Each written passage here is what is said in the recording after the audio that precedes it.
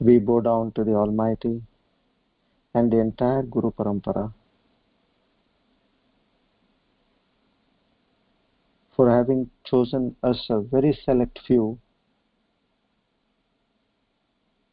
to gain this supremost knowledge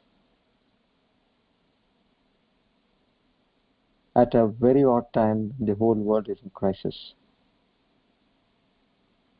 This shows how much of grace is being showered on us by the Almighty, and it also shows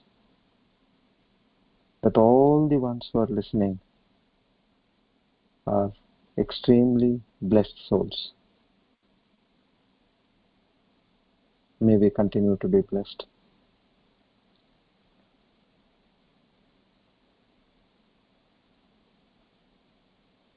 Om Tat Sat. So today, Divine Discourse number 30, Saturday, the 9th of May, 2020, Sharvari Nama Samvatsar, Uttarayan, Vasant Rutu, Vaishak Mas, Krishna Paksh, Dvitiya, the second day, towards the new moon day.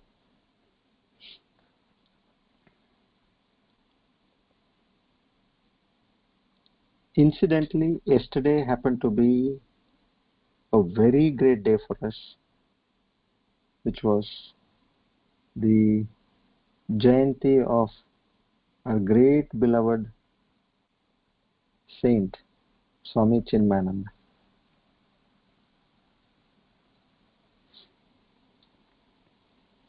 If Shankaracharya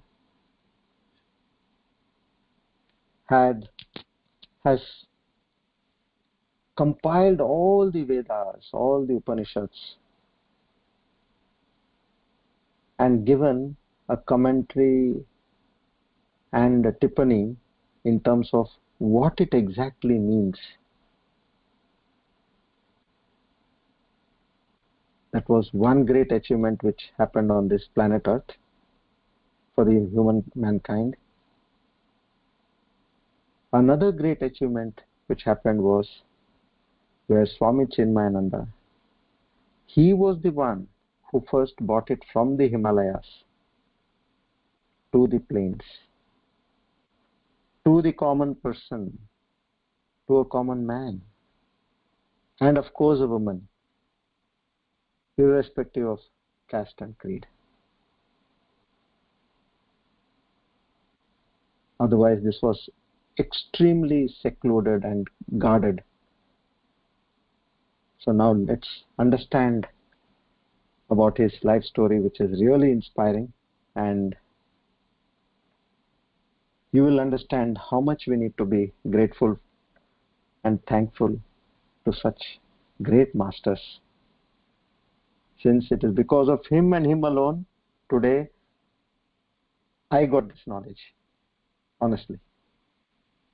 And I would consider that now that I'm able to talk about this and you all are able to listen about this, it is a flow from him to straight down to all of you. Okay. Swami Chinmayananda's birth took place on the 8th of May 1916 in Ernakulam of Kerala. His name was Balakrishna Menon. He finished his studies in Thrissur primarily. Then he, for the higher education, secondary schooling and higher secondary, he went to Ernakulam. And eventually he went to Lucknow to do his master's in English literature. He comes from an affluent family. Father was a very high revenue officer in Ernakulam. Apart from the being affluent, they were also extremely pious, filled with compassion and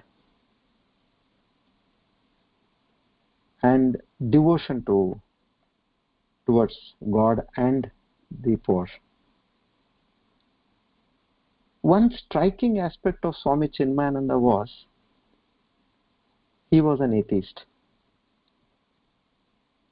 did not believe in God, did not believe in religion, and he lived life on his own terms. Only son, father was very keen to get him married, but he did not. He joined the freedom movement during 1945 to 47, and then again he got into studies, which is Masters in English Literature. And as he completed his Masters, he eventually decided, now let me take up a job in one of the newspaper companies. And those days, National Herald was India's #1 newspaper. And he got a job in this company. And what struck to him is, he says, I want to do things differently. Now that I have got this job as a correspondent, a reporter, let me expose all these sadhus, sannyasins, and these spiritual organizations, which according to him, he felt was they were parasites. They were a burden to the society. And they were not at all productive in nature. So with this point, he talks to his editor and he takes permission and he says, okay, now to understand what are the insights or the nuances of a religious organization, let me go and be in that organization for some time, pretending to have come to learn spiritual knowledge and expose them eventually by writing an article about them. See, that's how his journey started. And during those days, Divine Life Society, which was founded by Dr. Shivanand, was one of the most vibrant ashrams in Rishikesh. So he decides, let me go to Swami Shivanand's ashram. He goes there and he pretends and behaves that he has come there to learn spiritual, gain spiritual knowledge. And see, these sages, sannyasins, they welcome whoever come to learn. Yes, please come. You're most welcome. And he used to attend the classes, and side by side, he was probing into various aspects of the ashram. And to his astonishment, he could see that it was completely different from what he had pursued or what he had heard. Swami Shivanand himself was an MBBS doctor in those days, in the 50s. And he used to work for almost 17, 18 hours a day, constantly working for the poor without any money. If they came for treatment, he used to give them medicine, he used to give them food, and if they want, he would also make them stay in the ashram, completely cure them and send them off. He was stunned at the level of service a human could do to others. There was only giving and giving over there, nothing about trying to make money. Whoever gave whatever they felt like was received by the ashram and again plowed back. The ashram was filled with generosity, filled with kindness, compassion, love.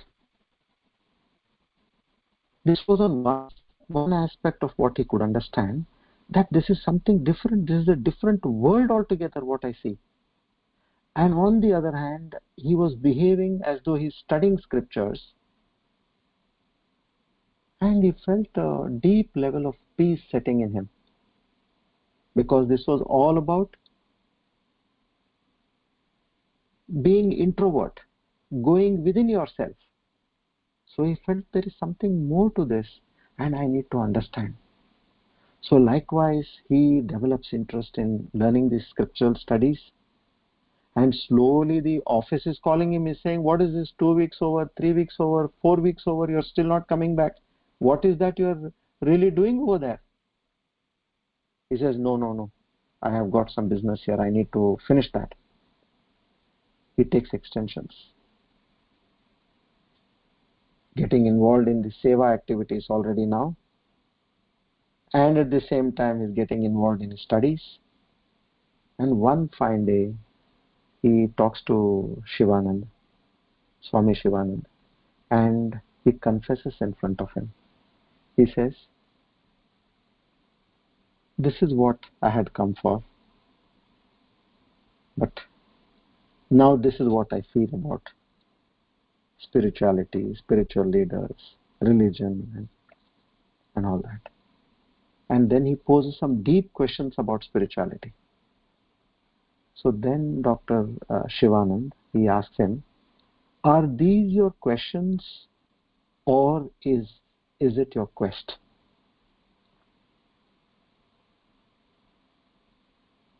That was a game changer, a life changer for Swami Chinmayananda, Balakrishna Menon at that point of time. He says, I'm going to resign my job, and I want to pursue the spiritual studies very deeply. To the deepest extent possible, Swamiji, please guide me and take me on the spiritual path.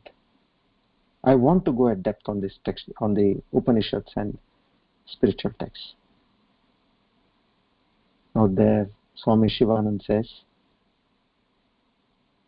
if that is the case, then you should learn under the guidance of Tapovan Maharaj, who resides in Uttarakashi.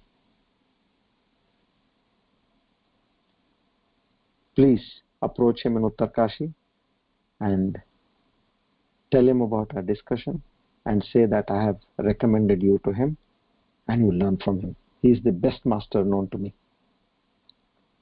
So the first guru was Swami Shivanand, and now from there he sets his journey. Not comfortable travel arrangements those days. You need to walk for some time, then you need to take a local transport, and then you need to take some other mode of transport. With all this kind of various modes of transport, he finally, after 4 days, he reaches Uttarakashi. And he prostrates to Tapovan Maharaj and says, gives all the details. Now Tapovan Maharaj says, do you carry a letter from Swami Shivanand? Says no. Okay, then go and please bring a letter. Again, Swami Chinmayananda comes back. He takes a letter and returns to Uttarakashi. This was only a test which Tapovan Maharaj had given him, that if he was somewhere on the borderlines, he will never come back. Because he knows it was difficult to reach Uttarakashi in those days. And that's how the sages had made their abode over there. So he says, okay, come. And they start their studies. After rigorous study, he eventually gets qualified, completely ready as a sannyasin, takes a sannyas from Tapovan Maharaj. And now Tapovan Maharaj says, okay, now you too can practice sannyas and teach her in Uttarakashi or in the Himalayas, wherever you want to. But you know, Swami Chinmayananda had a great compassion to mankind. He said, what was I before knowing spirituality? And now, after having learnt all these Upanishads and the Bhagavad Gita and the Prakarana Granthas, I'm so peaceful, I'm so happy in life, I'm so satisfied in life. Why should this not go to the plains? Why is it only restricted to the Himalayas and the mountains here, where everybody had to forego whatever they are doing in life, give up everything, and then come to the Himalayas to study? He goes and asks his teacher, Tapon Maharaj. Tapon Maharaj says, no, not possible. Nobody has done this. Don't ever think about this. Whoever is keen will leave everything and come over here and study. You don't bother about it. He pleads with him. Tapon Maharaj still does not agree. Then he takes the help of Swami Shivananda. Then Tapon Maharaj saw that there was this real craze in him to take it further and give it to the masses. He says, okay, I agree, but one condition. Wherever you take your first class or your first talk on whatever subject you want to, ensure that there are 4 students listening to you. This is my condition. If there are not 4 in number listening to you, then that is the end of your classes in the plains. You have to come back to the Himalayas. He accepts. And there he sets his journey towards the plains. Now where to go? God sent. There was one priest from Pune who had visited Uttarakashi. He says, please come. I am the priest of a Ganpati temple over in Pune. You can come and give a lecture in Ganpati temple. Oh, he got a venue now. A place, a venue. And then what he does is, he makes handwritten leaflets, this pamphlets what we call, handwritten, and every day in the main circle of Pune, after the offices got over, when people used to go back home, he used to go on a cycle distributing all these leaflets to the public around. That on so and so day, so and so time, we have the Bhagavad Gita classes. Please attend, please attend. He does this for 1 month, and eventually the first day the classes start off, and he tells his teacher, Tapon Maharaj, there were 4 students in the class. I am done now. I am going ahead. Tapon Maharaj says, I heard there were 3. Then he says, I was a witness to my talk over there. I was not talking. The consciousness was talking. And I too was a listener as a jiva. That was the knowledge he had already understood, experienced and realized. And from there onwards, it is history. This was taught in English, a foreign language, which was objected by so many people all across the country. It was taught only to the Brahmin community, which was again a big revolt in the country, which was taught only to men earlier. This again became a revolt because he was teaching to everybody possible. There was no discrimination, men, women, no. And that's how it went on and on. And because of his compassion, his kindness, we are all getting to listen to this today. Once Swami Ramanujacharya, you will have heard, Vishishta Advaita founder, his guru told him, I will give you a mantra which will take you straight to heaven if you chant that mantra. But one condition, if you tell this mantra to anybody else, you will go to hell. So be careful. He says, please Swamiji, give me the mantra. And he takes the mantra, initiation, Ramanujacharya. And to the teachers, his guru's surprise, after a week, the guru comes to know that everybody in the ashram and everybody around the ashram knew the mantra. They call Ramanujacharya. He says, what is this? What is this I am listening? Every Tom, Dick and Harry knows this mantra. He says, Guruji, you told me that if I learn this, I will go to heaven. I trust you. I believe you completely. And you also told me that if I told this to others, I will go to hell. I chose to go to hell if so many people are going to go to heaven. That was a better deal, I felt. And that's why I told everybody. I'm sorry I've disobeyed you. In the same way, Swami Chinmayananda could have led a very comfortable life, but he did not choose to do that. He went from place to place, place to place. He founded the Chinmaya Mission in 1953 on the 8th of August. Eventually, he founded the Sandipani Sadhanalaya, which is in Powai, which was the first center for Vedanta education in the entire world. Now the mission has about more than 300 centers all across the globe. He extensively traveled to Europe, US, and all other countries, attended all the national, international, World Congress of Spirituality, Religions, gave talks everywhere, and upheld the flag of Sanatana Dharma.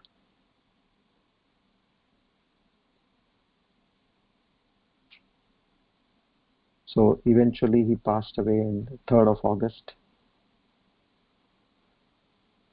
1993, at the age of about 77 years. A great personality. If Shankaracharya had decoded the scriptures to make them understandable, Swami Chinmayananda was the person who actually delivered it to us.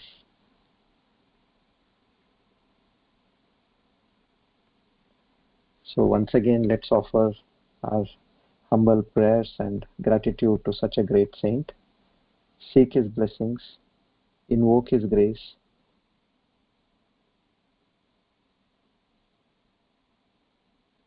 Om Tat Sat.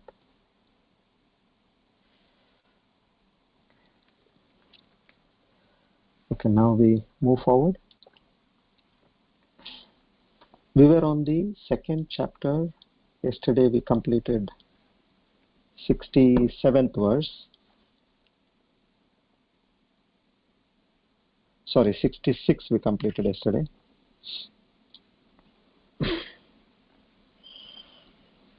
So where we spoke about a person, how he cannot be peaceful in life.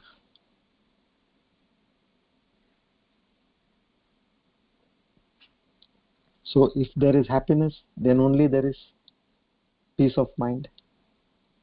And for peace of mind, you need to be disciplined with your mind and senses under control. Then only that results in a peaceful mind, and a peaceful mind to peace of mind, and peace of mind to happiness.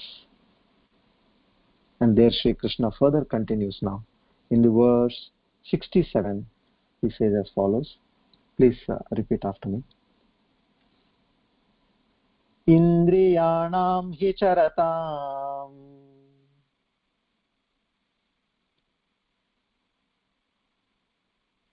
yanmano nuvidhiyate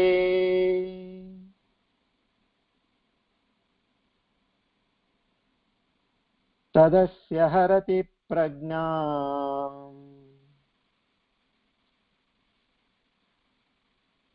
vayurnavami vambhasi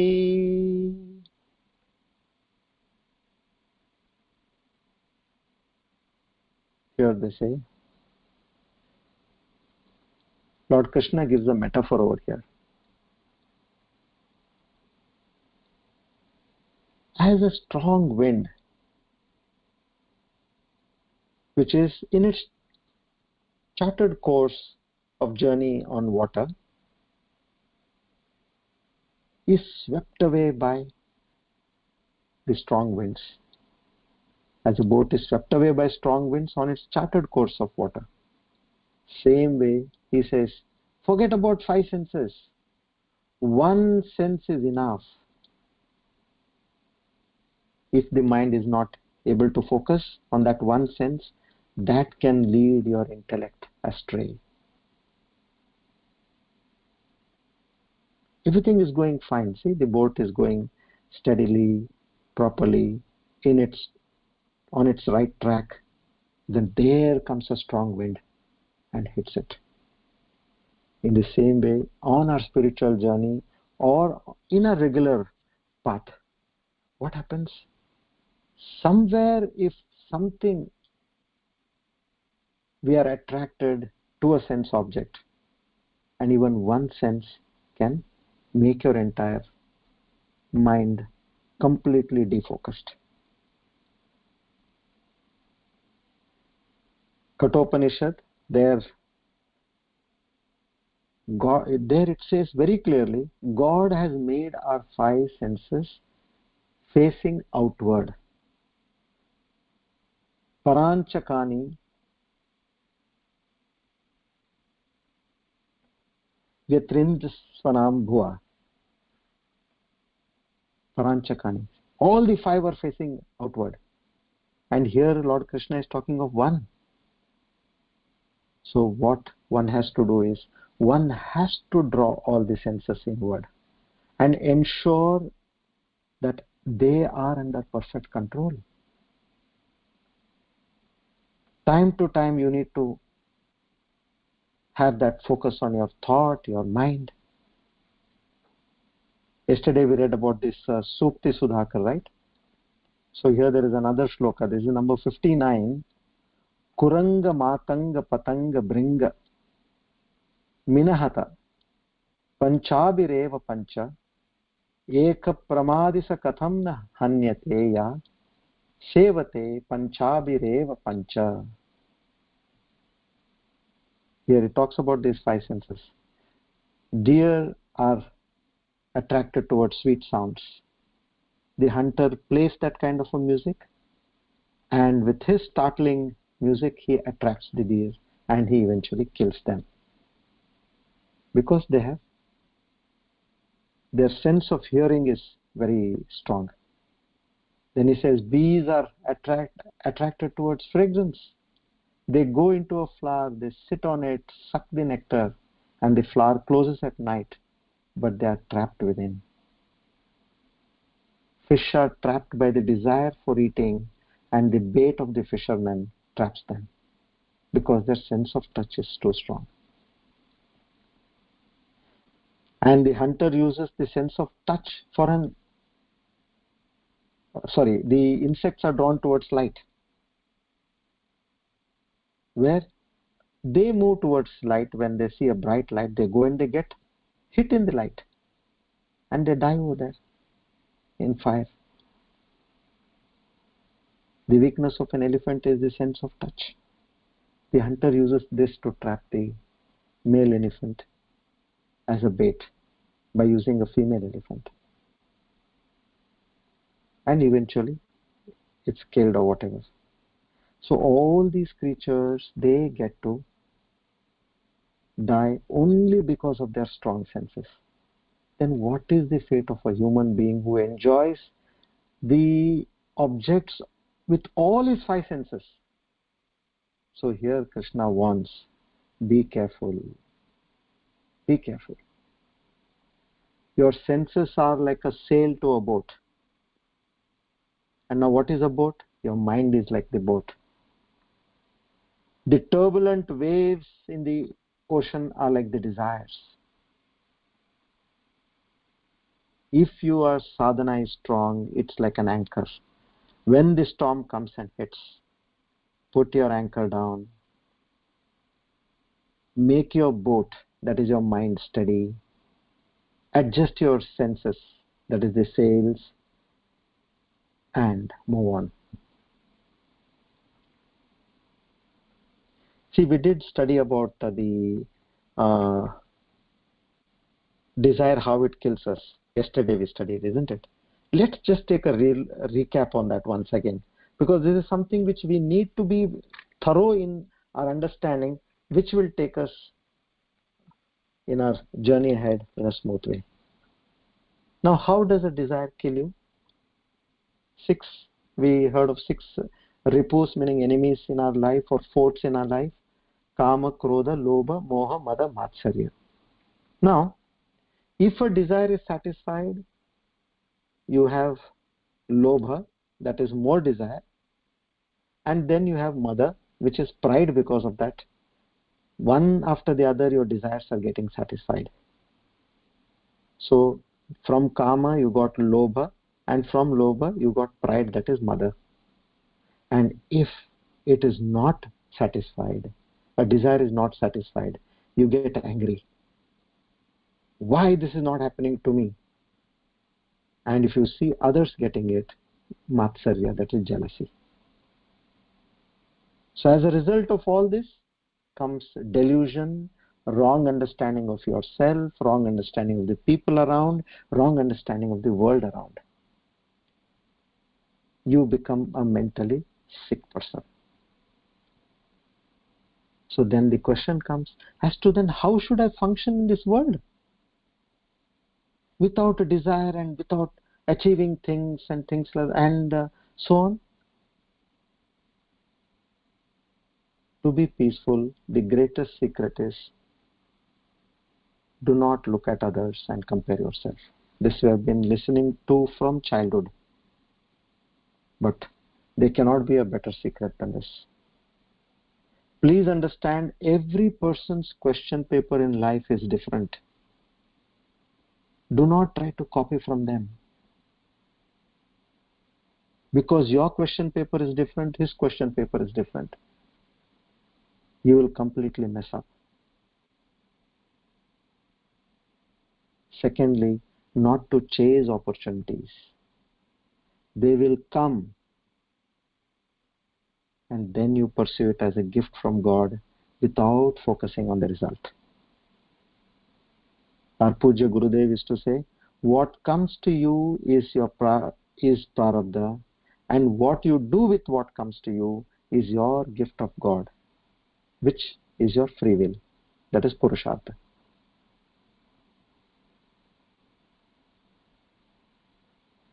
Any jiva with these kind of strong desires, which eventually become vasanas, they will bring you back into samsara.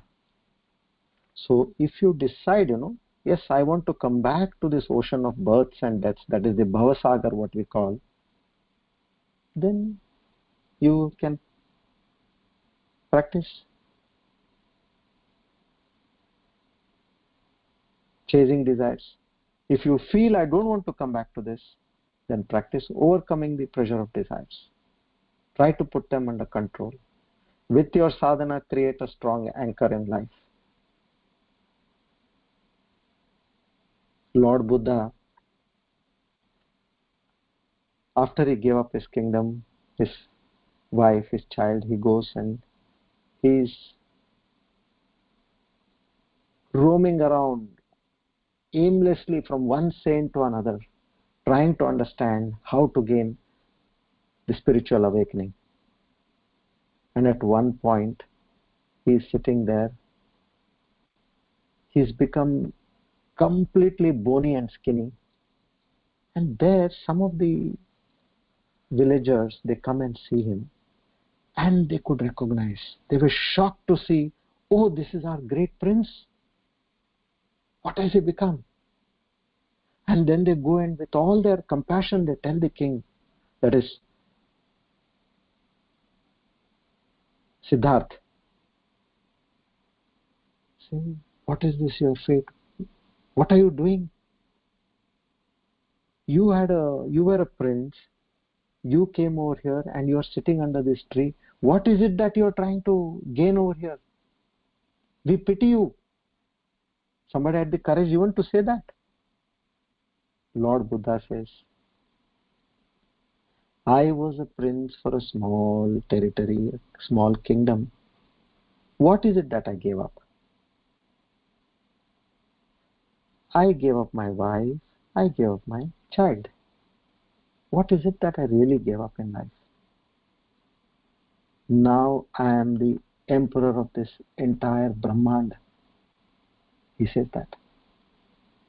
I am the owner of this entire Brahmand. Everybody on this planet are my family and relatives and friends.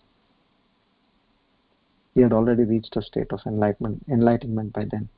After 6 years, he gets that. Till then, he was tirelessly putting his efforts to attain. So likewise, here it is, we have to decide whether we want to sleep or we want to be awake. If you can't do both together. So, like as they say, if you want to climb higher on the ladder of spirituality, you should be able to sacrifice the lower. So we'll decide in future, like now, to be on this path, what is that we need to acquire and what is that we need to get rid of. I'll explain to you all later at the right time. And that's how it is about. You need to be very careful. These are very important shlokas in terms of what are very relevant to us. We all talk about, we sit for meditation and our mind goes aimlessly here and there. I'm working on that. I'll get back to you all how to really do that in a much better way. But first and foremost is like this. The senses. We have to properly tame them now. Otherwise, there is no way going forward peacefully. You will always be disturbed.